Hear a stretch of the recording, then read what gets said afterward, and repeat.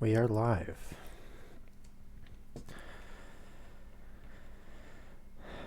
Late day today. Had a soccer obligation this afternoon. Went to like a coaching clinic. But yeah, I'm here now. I will start reading in 3 or so minutes. But yeah.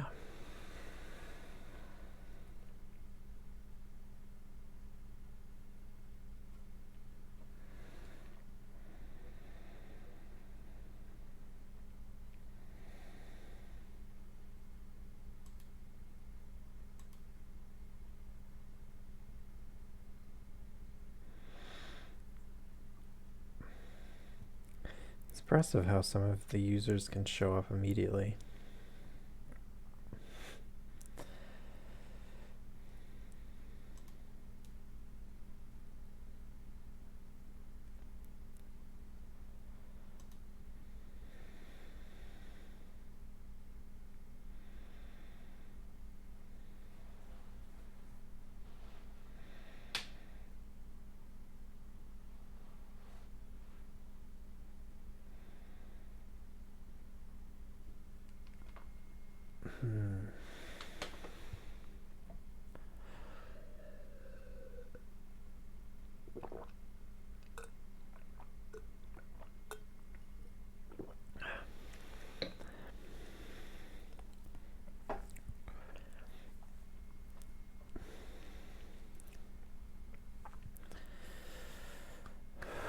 Was out in the sun for closer to 2 hours, 2.5 hours today.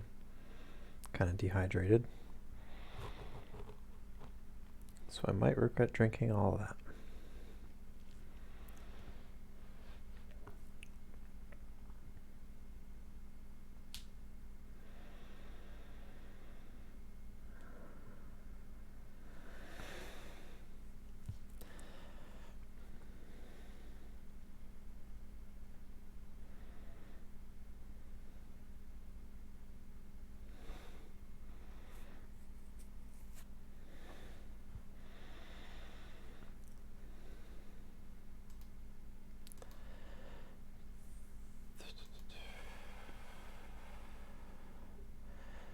Last time we discovered basically everything.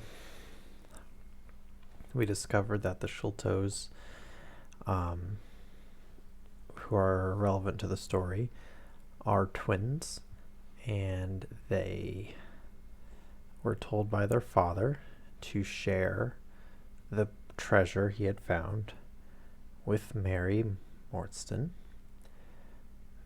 who had passed away at a inconvenient time.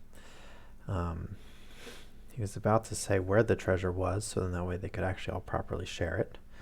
But alas, he died before Thaddeus and Bartholomew could actually find the treasure to share it. And then, once Bartholomew actually found it and called upon Thaddeus, he passed away too, to poison again. A little dart hit the back of his, like behind his ear, and poisoned him. So unfortunate so far, but this time at least Sherlock Holmes is involved, so maybe he can solve the puzzle, figure out where the treasure has gone, or at least find the murderers. They were up on the tallest part of the house. Above them was a secret sort of storage area for the treasure that had a trapdoor to the roof, but otherwise the room was locked from the inside and the windows were locked. Not that that matters at all. But yeah. All right. I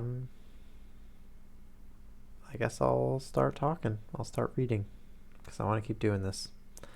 And don't forget, there's always VOD. So, yeah. The police had brought a cab with them, and in this I escorted Miss Mortson back to her home. After the angelic fashion of women, she had borne trouble with a calm face as long as there was someone weaker than herself to support, and I had found her bright and placid by the side of the frightened housekeeper. In the cab, however, she first turned faint, and then burst into a passion of weeping. So sorely had she been tried by the adventures of the night. She has told me since that she thought me cold and distant. She has told me since that she thought me cold and distant upon that journey. She little guessed the struggle within my breast, or the effort of self-restraint which held me back. My sympathies and my love went out to her, even as my hand had in the garden. I felt that years of the conventionalities of life could not teach me how to know her sweet, brave nature, as had this one day of strange experiences. Yet there were two thoughts which sealed the words of affection upon my lips. She was weak and helpless, shaken in mind and nerve. It was to take her at a disadvantage to obtrude love upon her at such a time. Worse still, she was rich. If Holmes's researches were successful, she'd be a heiress. Was it fair, was it honorable, that a half-pay surgeon should take advantage of an intimacy which chance had brought about? Might not she look upon me as a mere vulgar fortune-seeker? I could not bear to risk that such a thought should cross her mind. This agra treasure intervened like an impassable barrier between us. It was nearly 2 o'clock when we reached Mrs. Cecil Forrester's. The servants had retired hours ago, but Mrs. Forrester had been so interested by the strange message that Miss Mortson had received that she sat up in the hope of her return. She opened the door herself, a middle-aged, graceful woman, and it gave me joy to see how tenderly her arm stole round the other's waist, and how motherly was the voice in which she greeted her.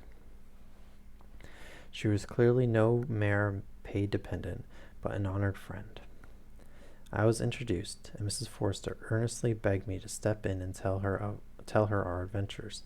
I explained, however, the importance of my errand, and promised faithfully to call and report any progress which we might make with the case. As we drove away, I stole a glance back, and I still seemed to see that little group on the step, and the two graceful, clinging figures, the half-open door, the hall light shining through stained glass, the barometer, and the bright stair rods. It was soothing to catch even that passing glimpse of a tranquil English home in the midst of the wild, dark business which had absorbed us. And the more I thought of what had happened, the wilder and darker it grew. I reviewed the whole extraordinary sequence of events as I rattled on through the silent, gaslit streets. There was the original problem, that at least was pretty clear now. The death of Captain Mortson, the sending of the pearls, the advertisement, the letter. We had had light upon all those events. They had only led us, however, to a deeper and more tragic mystery. The Indian treasure, the curious plan found among Mortson's baggage, the strange scene at Major Schultz's death, the rediscovery of the children immediately followed by the murder of the discoverer, the very singular accompaniments to the crime, the footsteps, the remarkable weapons, the words upon the card, corresponding with those upon Captain Mortson's chart. Here was indeed a labyrinth in which a man less singularly endowed than my fellow lodger might well despair of ever finding the clue. Pinchin Lane was a row of shabby two-storied brick houses in the lower quarter of Lambeth. I had to knock for some time at number 3 before I could make my impression. At last, however, there was a glint of a candle behind the blind, and a face looked out the upper window. "Go on, you drunken vagabond," said the face. "If you kick up any more now, I'll open the kennels and let out 43 dogs upon you." "If you'll let one out, it's just what I have come for," said I. Go on, yelled the voice. "So help me gracious, I have a whipper in the bag, and I'll drop it on your head if you don't hook it." "But I want a dog," I cried. "I won't be argued with," shouted Mr. Sherman. Now stand clear, for when I say 3, down goes the wiper. Mr. Sherlock Holmes, I began, but the words had a most magical effect, for the window immediately slammed down, and within a minute the door was unbarred and open. Mr. Sherman was a lanky, lean old man with stooping shoulders, a stringy neck, and blue-tinted glasses. A friend of Mr. Sherlock is always welcome, said he. Step in, sir. Keep clear of the badger, for he bites. Ah, naughty, naughty. Would you take a nip at a gentleman? This to a stout, which thrust its wicked head and red eyes between the bars of its cage. Don't mind that, sir. It's only a slow worm. It ain't got no fangs, so it gives it the run of the room, for it keeps the beetles down. You must not mind me being just a little short with you at first, for I guide at by the children, and there's many a one just comes down the lane to knock me up. What was it Sherlock Holmes wanted, sir? He wanted a dog of yours. Ah, that would be Toby. Yes, Toby was the name. Hello, viewer. Toby lives at number 7 on the left here. We are in the midst of the sign of 4. That's the book we're reading. And we have, if you're familiar with Miss Mortson, was called upon by an unknown person, say, hey, we want to do you justice. Come to this location and we'll set things right for you. She figured it had something to do with her late father, who 10 years prior had disappeared. And 6 years prior, and 6 years prior, she started receiving pearls. Once she got to the location, we discovered it's the day of Sholto. Sholto was the one who started sending her the pearls because Major John Sholto was a friend of her father's, and they found a treasure together. And so the day of Sholto was like, hey, you deserve half this treasure. That's what my father said, so I believe him. You deserve half this treasure, but we don't know where it is either. But we just discovered it, and that's why I reached out to you, so you can get your share. They went to a house where his brother, Bartholomew, lived, and it was like in an attic storage area. But when they got there, Brother Bartholomew was found dead in his room, just underneath the attic, the storage area. And the treasure was gone, and the only thing that was left was a note on his chest saying the sign of the 4. And, but at least this time, Sherlock Holmes is on the case. And so here's hoping that Sherlock Holmes can put all these things together and figure out what's going on. What was curious was that Bartholomew was locked inside of his bedroom, and the only exits were through the attic. Yes, were through the attic where the treasure was hidden, and through a locked window. So Sherlock Holmes has deduced that 2 people assisted in this robbery and murder, one of whom had to have gone in through the attic somehow, and we're still not really sure what's going on. But Sherlock Holmes has sent out Dr. Watson to find some things because, one, the Brother Bartholomew was a bit of a scientist or a chemist and was playing around with chemicals in his bedroom. This doesn't sound very smart to me, but one of the murderers had left a footprint in it, so presumably a dog would be able to sniff and find, track the scent. And so that's one of the missions that Watson is on right now, is to go find Toby, the dog. So he is currently at the kennel, and he's talking to the owner. And so here we go. Toby lives at number 7 on the left here. He moved slowly forward with his candle among the queer animal family which he had gathered round him. In the uncertain, shadowy light, I could see dimly that there were glancing, glimmering eyes peeping down at us from every cranny and corner. Even the rafters above our heads were lined by solemn fowls, who lazily shifted their weight from one leg to the other as our voices disturbed their slumbers. Toby proved to be an ugly, long-haired, lop-eared creature, half spaniel and half lurcher, brown and white in color, with a very clumsy, waddling gait.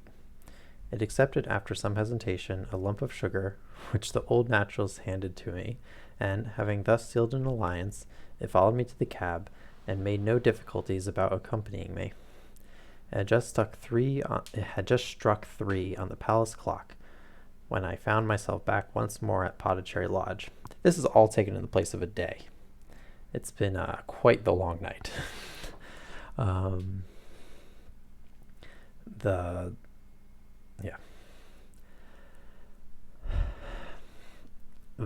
ex-prize fighter McMurdo had, I found, been arrested as an accessory, and both he and Mr. Sholto had been marched off to the station. Because, so it's just more context to that, Thaddeus, the one who had reached out to Miss Mortson, was the last person to see Bartholomew alive. He has been arrested. And McMurdo is one of the servants, and so he's been arrested too, apparently.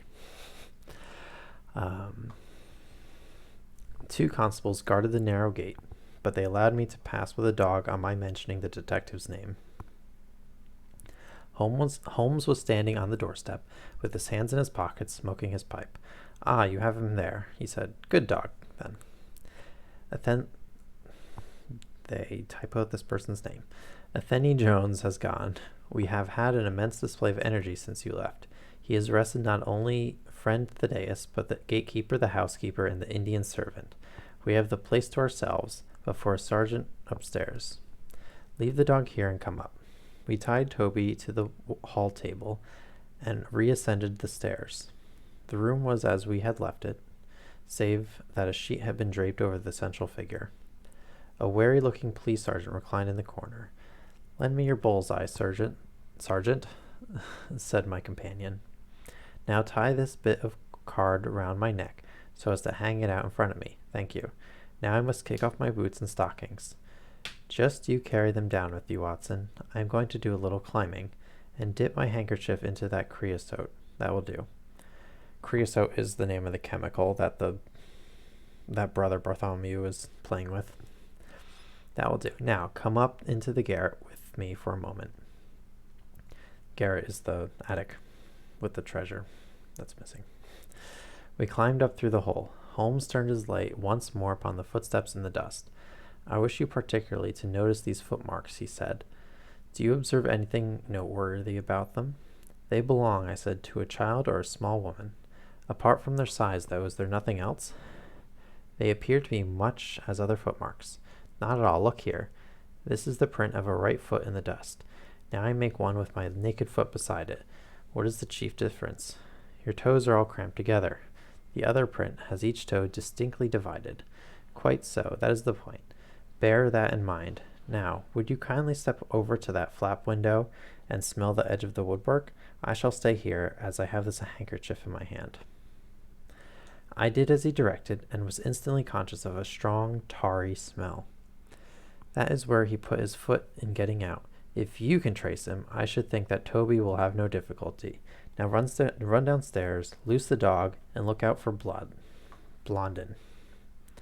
I don't know what or who Blondin is. By the time that I got out into the grounds, Sherlock Holmes was on the roof, and I could see him like an enormous glowworm crawling very slowly along the ridge. I lost sight of him behind a stack of chimneys, but he presently reappeared, and then vanished once more upon the opposite side.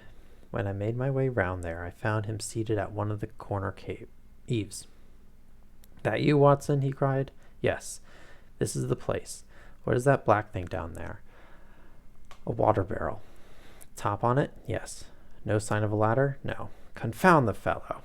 It's a most breakneck place. I ought to be able to come down where he could climb up.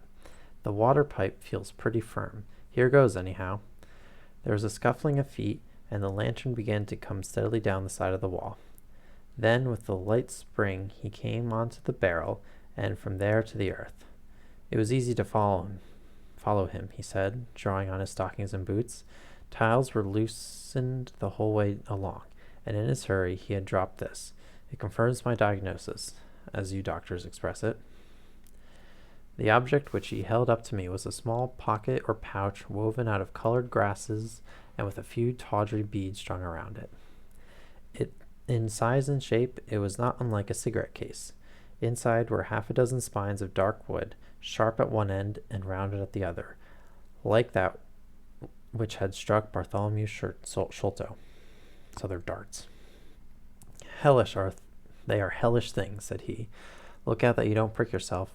I'm delighted to have them, for the chances are that they are all he has. There is the less fear of you or me finding one in our skin before long. I'm less afraid of us being stabbed by them. Okay. I would sooner face a martini bullet myself. Are you game for a 6-mile trudge, Watson? Certainly, I answered. Your leg will stand it? Oh, yes. Here you are, doggy. Good old Toby. Smell it, Toby. Smell it. He pushed the creosote,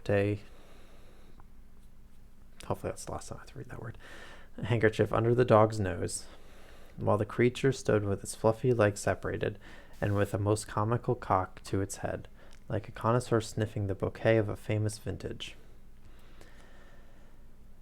Holmes then threw the handkerchief to a distance, fastened a stout cord to the mongrel's collar, and led him to the foot of the water barrel. The creature instantly broke into a succession of high, tremulous yelps, and with his nose on the ground and his tail in the air, pattered off upon the trail at a pace which strained his leash and kept us at the top of our speed. The east had been gradually whitening, and we could now see some distance in the cold gray light. The square, massive house, with its black empty windows and high bare walls, towered up, sad and forlorn, behind us. Our course led right across the grounds, in and out among the trenches and pits with which they were scarred and intersected.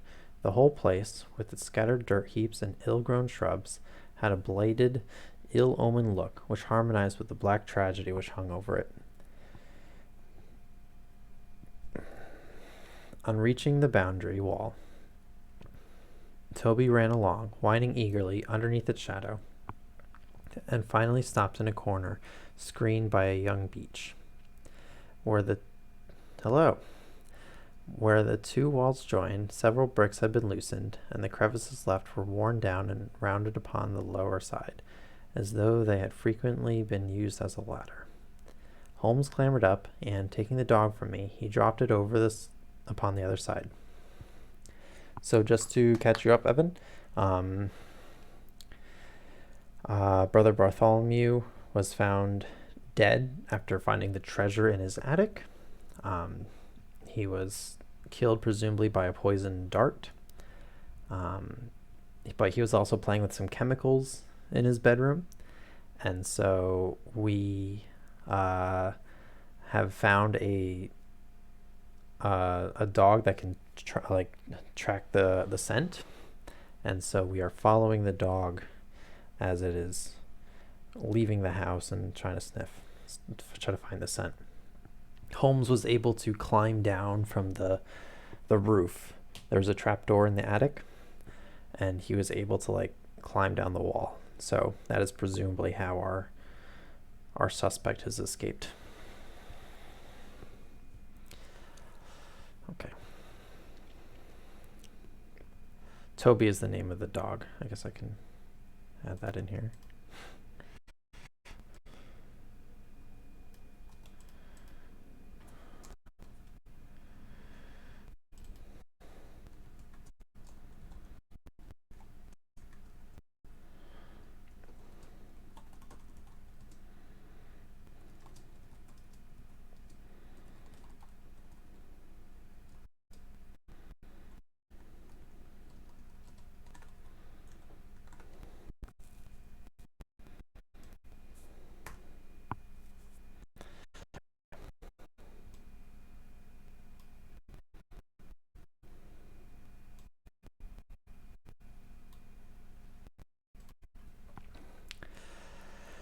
There's the print of Wooden-Leg's hand, he remarked, as I mounted up beside him.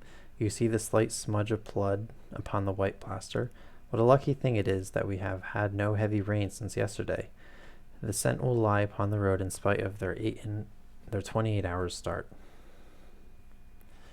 I confess that I had my doubts myself when I reflected upon the great traffic which had passed along the London road in the interval. My fears were soon appeased, however. Toby never hesitated or swerved, but waddled on in his peculiar rolling fashion. Clearly, the pungent smell of the creosote rose high above all other contending scents. Do not imagine, said Holmes, that I depend for my success in this case upon the mere chance of one of these fellows having put his foot in the chemical. I have knowledge now which would enable me to trace them in many different ways. This, however, is the readiest, and, since fortune has put it into our hands, I should be culpable if I neglected it. It has, however, prevented the case from becoming the pretty little intellectual problem which it at one time promised to be.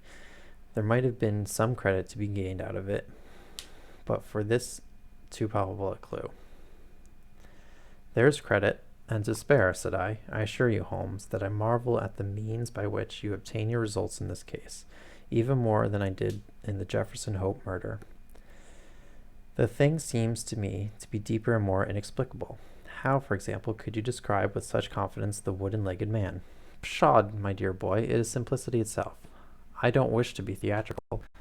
It is all patent and above board. Two officers who are in command of a convict guard learn it as to burn treasure. This is Sholto and the Father Mortson. Two officers, yes. A map is drawn for them by an English man named Jonathan Small. You remember that we saw the name upon the chart in Captain Mortson's possession. He had signed it in behalf of himself and his associates, the sign of the four, as he somewhat dramatically called it. Aided by this chart, the officers, or one of them, gets the treasure and brings it to England, leaving, we will suppose, some condition under which he received it unfulfilled. Now then, why did Jonathan Small get this? Why did Jonathan Small get the treasure himself? Why not? The answer is obvious. The chart is dated at a time where Mortson was brought into close association with convicts. Jonathan Small did not get the treasure because he and his associates that were themselves convicts and could not get away.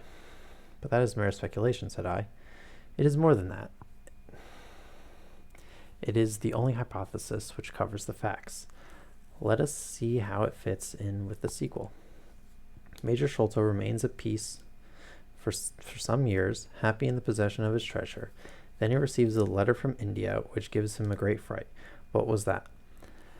A letter to say that the men whom he had wronged had been set free, or had escaped. That is much more likely, for he would have known that what their term of imprisonment was. It would not have been a surprise to him. What does he do then? He guards himself against a wooden-legged man, a white man, mark you, for he mistakes a white tradesman for him, and he mistakens a white tradesman for him, and actually fires a pistol at him. Now, only one white man's name is on the chart. The others are Hindus or Mohammedans. There is no other white man. Therefore, we may say with confidence that the wooden-legged man is identical with Jonathan Small.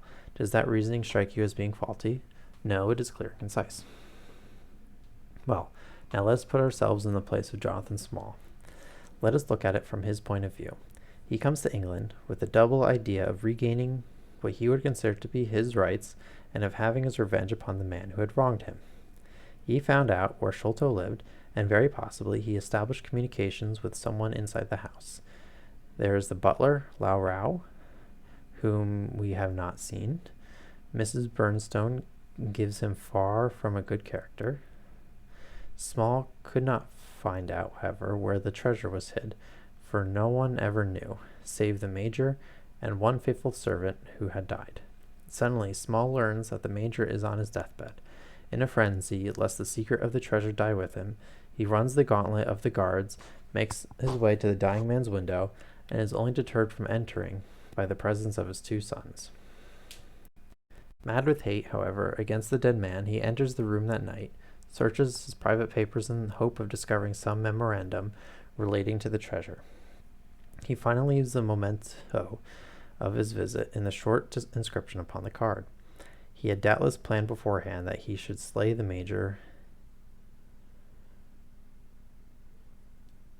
He would leave some such record upon the body as a sign that it was not a common murder, but, from the point of view of the four associates, something in the nature of an act of justice.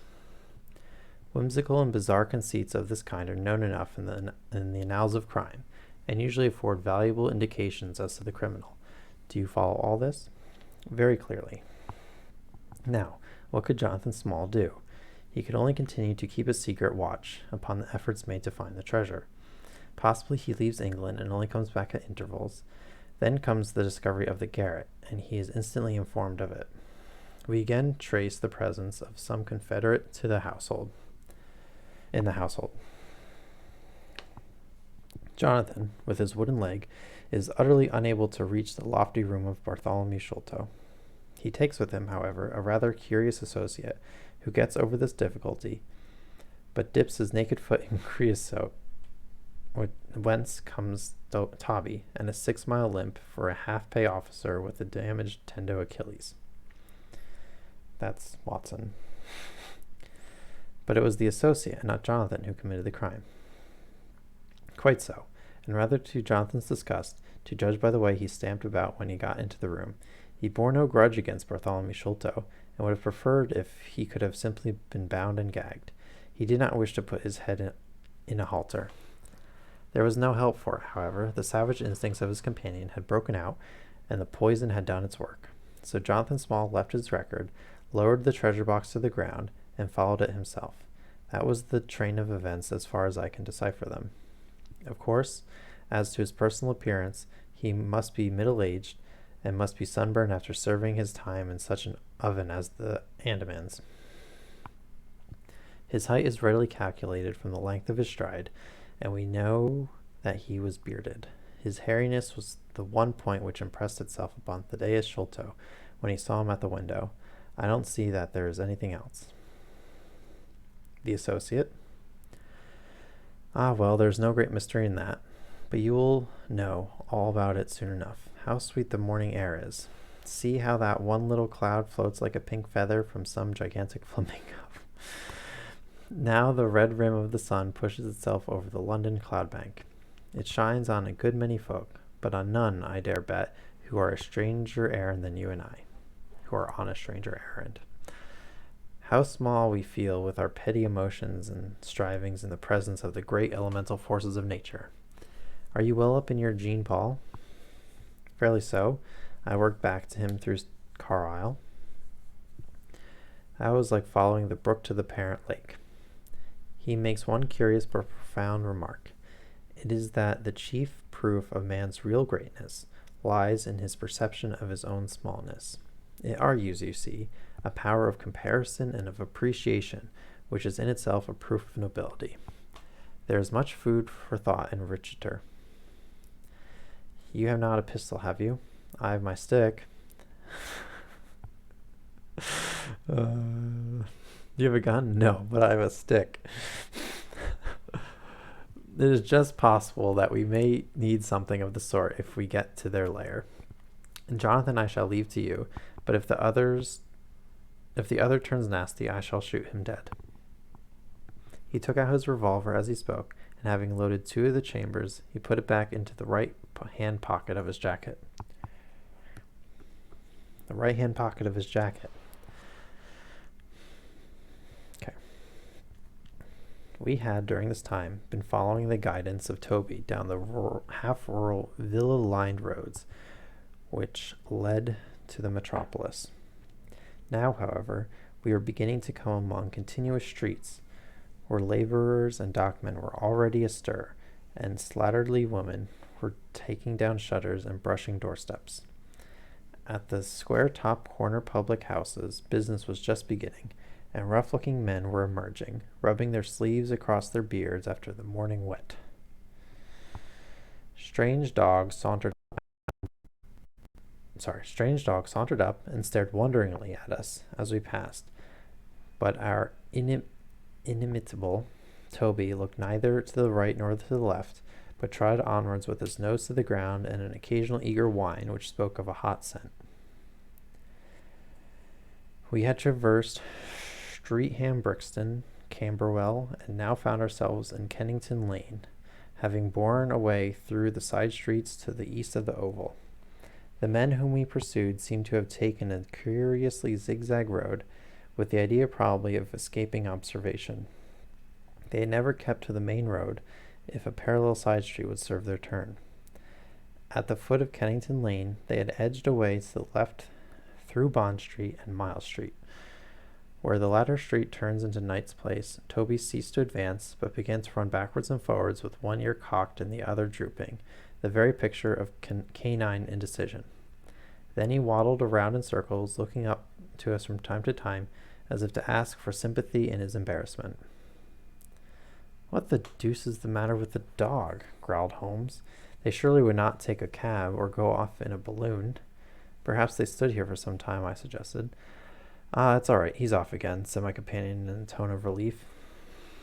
He was indeed off, for after sniffing round again, he suddenly made up his mind, and darted away with an energy and determination such as he had not yet shown.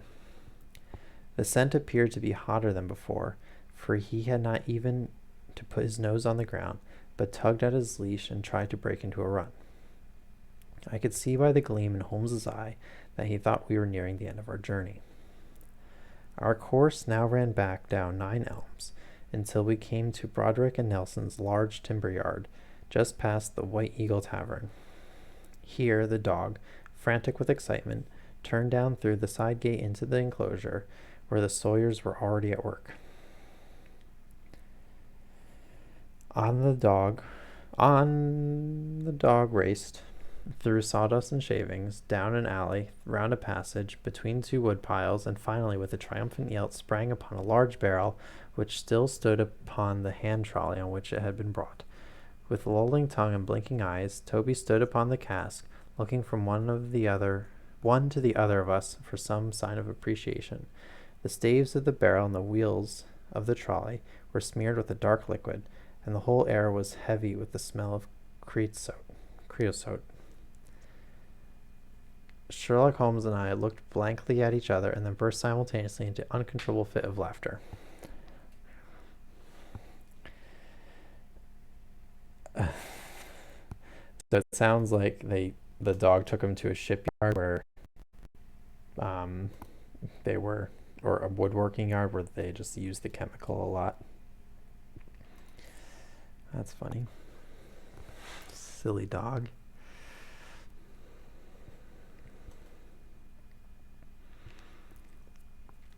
"What now?" I asked. "Toby has lost his character for infallibility. He acted according to his lights," said Holmes, lifting him down from the barrel and walking him out of the timber yard. "If you consider how much..." This word. I'm going to look up how to say this word. I'm tired of saying it weird.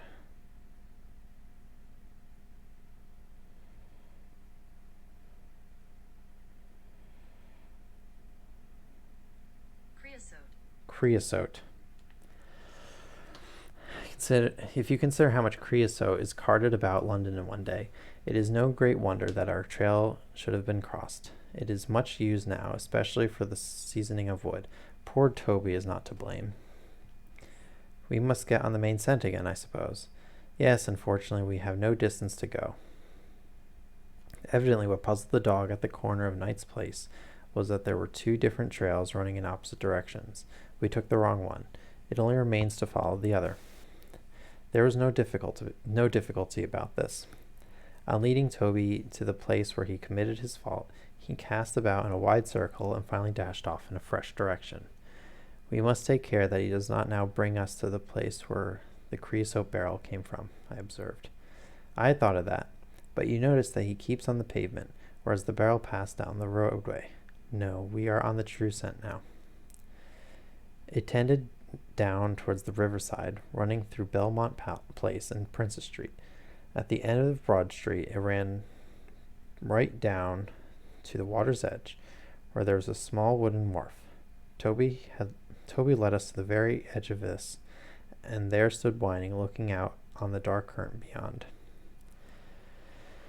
We are out of luck, said Holmes. They have taken to a boat here. Several small punts and skiffs were lying about in the water and on the edge of the wharf. We took Toby round to each in turn, but, though he sniffed earnestly, he made no sign.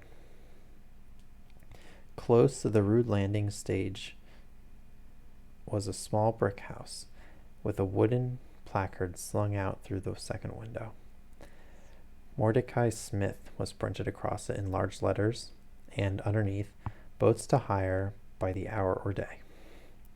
A second inscription above the door informed us that a steam launch was kept, a statement which was confirmed by a great pile of coke upon the jetty.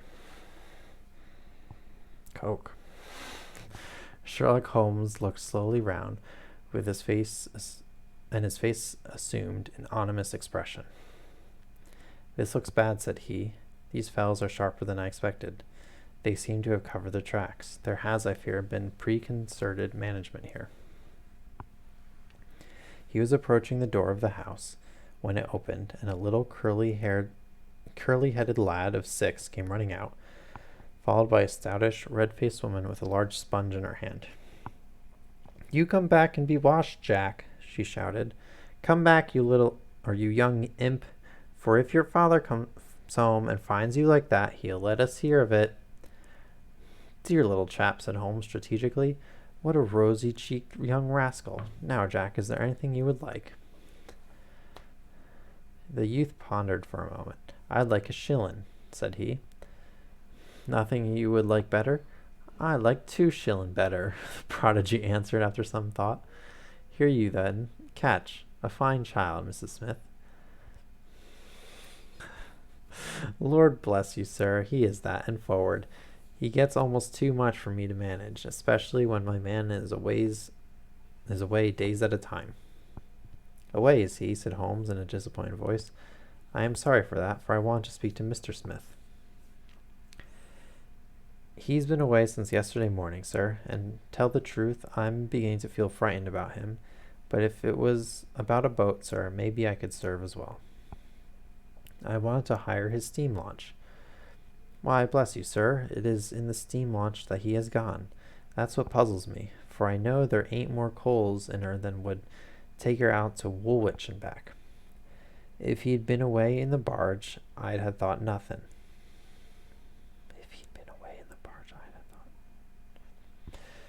For many a time a job has taken him as far as Gravesend, and then if there was much doing there, he might have stayed over.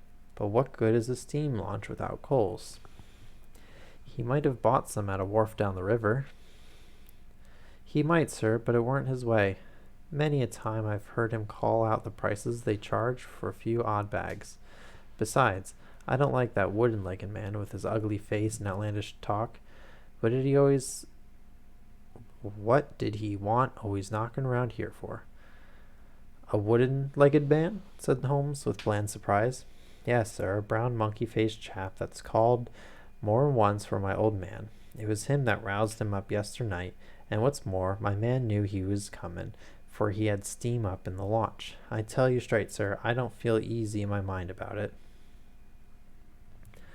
But my dear Mrs. Smith, said Holmes, shrugging his shoulders, you are frightening yourself over nothing. How could you possibly tell that it was the wood-legged man who came in the night? I don't quite understand how you can be so sure. His voice, sir. I knew his voice, which is kind of thick and foggy. He tapped at the winder. About 3 it would be. Show leg, matey, says he. Time to turn out guard. My old man woke up Jim, that's my eldest, and away they went, without so much as a word to me. I could hear the wooden leg clacking on the stones. And was this wood-legged man alone? Couldn't say, I am sure, sir. I didn't hear no one else. I am sorry, Mrs. Smith, for I wanted a steam launch, and I've heard good reports of the... Let me see, what is her name? The Aurora, sir. Ah, she's not that green old launch with the yellow line, very broad in the beam? No, indeed. She's as trim a little thing as any on the river. She's been fresh painted, black with 2 red streaks. Thanks. I hope you will hear soon from Mr. Smith. I am going down the river, and if I should see anything of the Aurora, I shall let him know that you are uneasy. A black funnel, you say? No, sir. Black with a white band. See, Sherlock knows how to get information from people. You don't ask questions, you just say the wrong thing. And then people have to correct you. Things haven't changed in 200 years.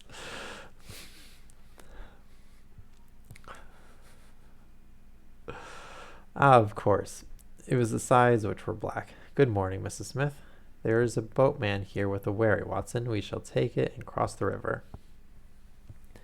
The main thing with people of that sort, said Holmes, as we sat in the sheets of the wherry, is never to let them think that their information can be of the slightest importance to you.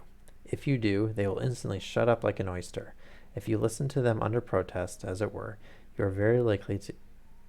If you listen to them under protest, as it were, you are very likely to get what you want. Our course now seems pretty clear, said I. What would you do then?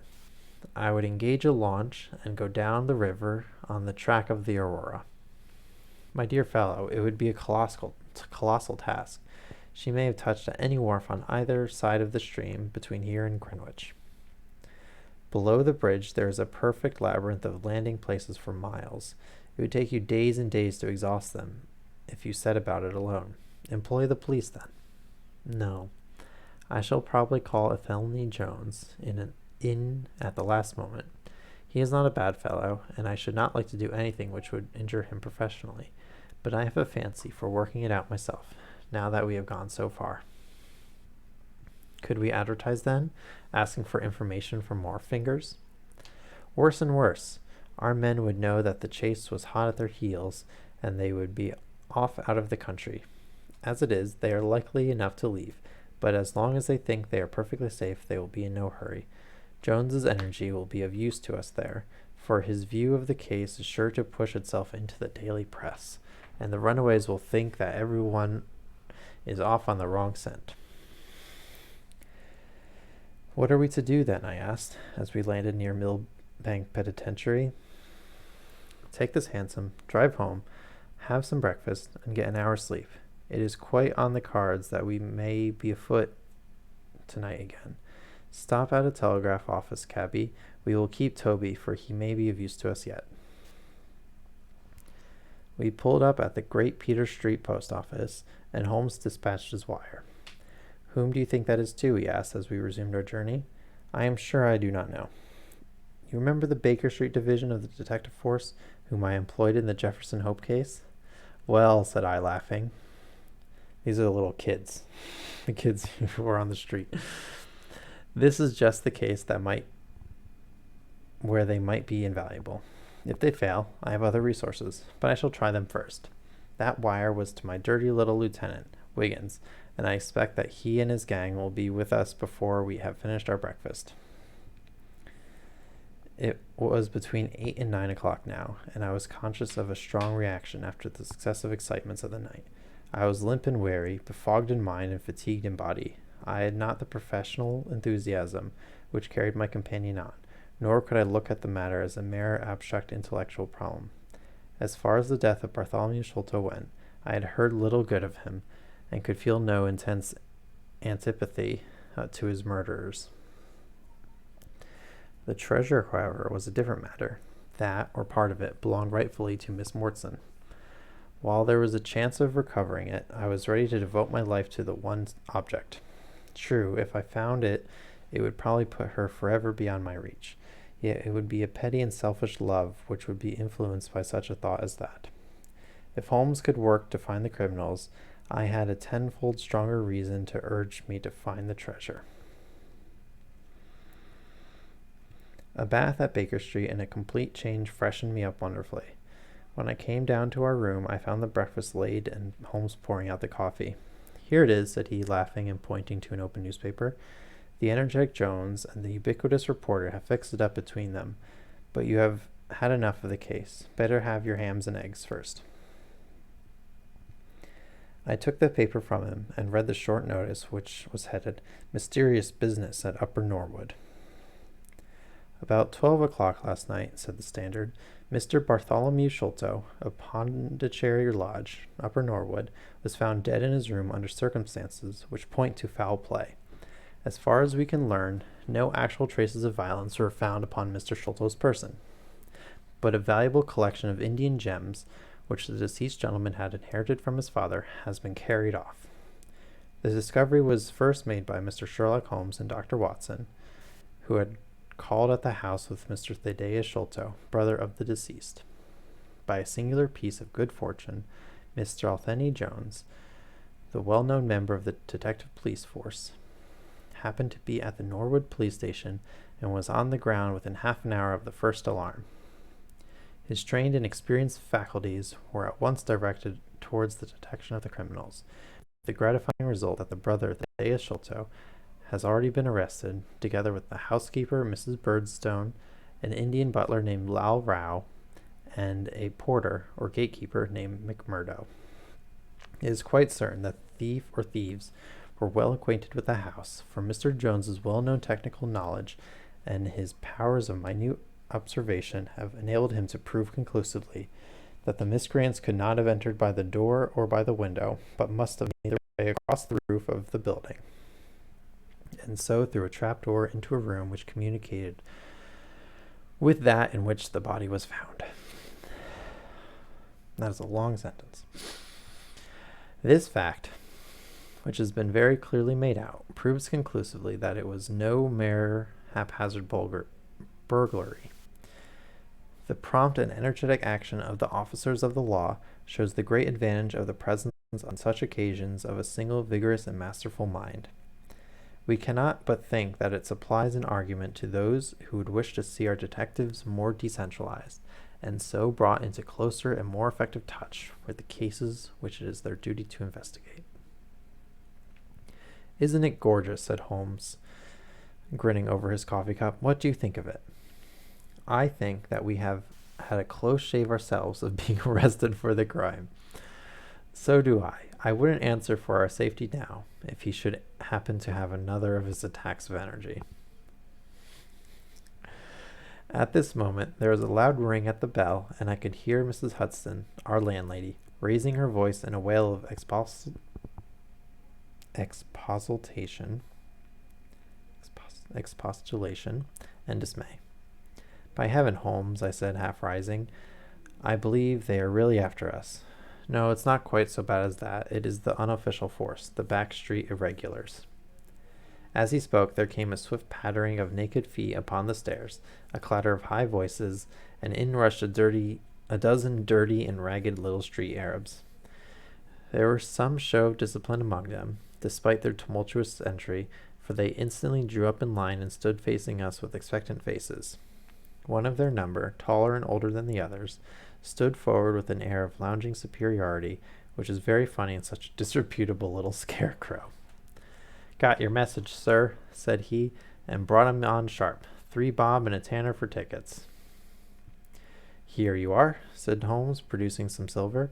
In future they can report to you, Wiggins, and you to me. I cannot have this house invaded in this way.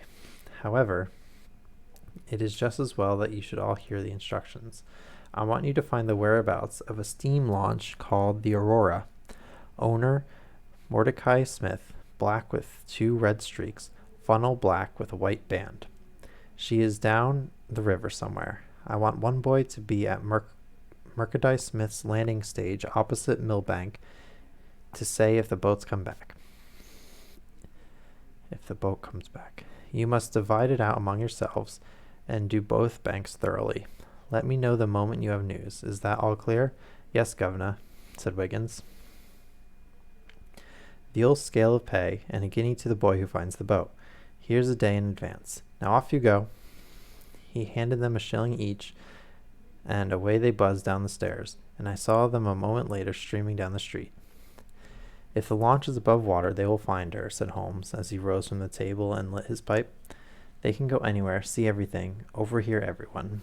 I expect to hear before evening that they have spotted her. In the meanwhile, we can do nothing but await results. We cannot pick up the broken trail until we find either the Aurora or Mr. Morkadai Smith. Toby could eat these scraps, I dare say. Are you going to bed, Holmes? No, I am not tired. I have a curious constitution. I never remember feeling tired by work, though idleness exhausts me completely. I am going to smoke and to think over this queer business to which my fair client has introduced us. If ever a man had an easy task, this of ours ought to be. Wooden-legged men are not so common, but the other man must, I should think, be absolutely unique. That other man again.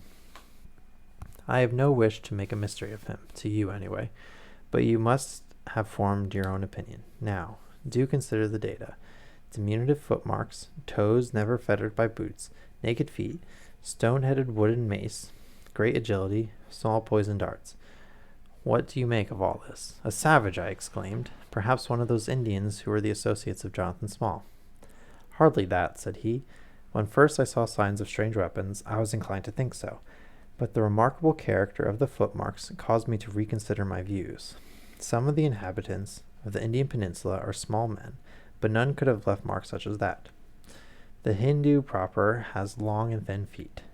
The sandal-wearing Mohammedan has a great toe well separated from the others because the thong is completely passed between the thong of the sandal.